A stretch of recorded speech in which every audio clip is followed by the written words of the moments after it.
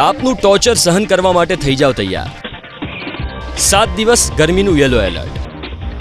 આકાશમાંથી વરસશે અગનવર્ષા. આકરા તાપથી રાજ્ય અગનભઠ્ઠીમાં ફેરવાયું છે, ત્યારે આગામી 7 દિવસ હજુ પણ ગરમીનો પારો ઊંચકાવાની હવામાન વિભાગે આગાહી કરી છે. હવામાન વિભાગ મુજબ 24 કલાક બાદ તાપમાનમાં 2 થી 3 ડિગ્રીનો વધારો થશે. દરિયાકાંઠાના વિસ્તારોમાં અતિશય ગરમી અને બફારાનો અનુભવ થશે. હવામાન વિભાગે આગામી 7 દિવસ ગરમીનું યલો એલર્ટ પણ જાહેર કર્યું. હવામાન વિભાગ મુજબ પશ્ચિમથી પશ્ચિમ દિશા તરફના પવન ફૂંકાવાને લીધે વાતાવરણ શુષ્ક રહેશે. તાપમાનની વાત કરીએ તો અમદાવાદમાં સૌથી ઊંચું 40.8 ડિગ્રી તાપમાન નોંધાયું. અમરેલીમાં 40.7 ડિગ્રી, સુરેન્દ્રનગરમાં 40.5 ડિગ્રી પર તાપમાનનો પારો પહોંચ્યો.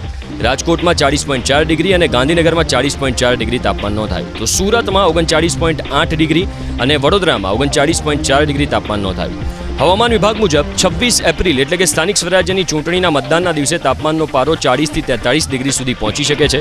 તો દરિયાકાંઠાના વિસ્તારોમાં 26 એપ્રિલે તાપમાનમાં 37 થી 40 ડિગ્રીની આજુબાજુ તાપમાન રહેવાની શક્યતા છે.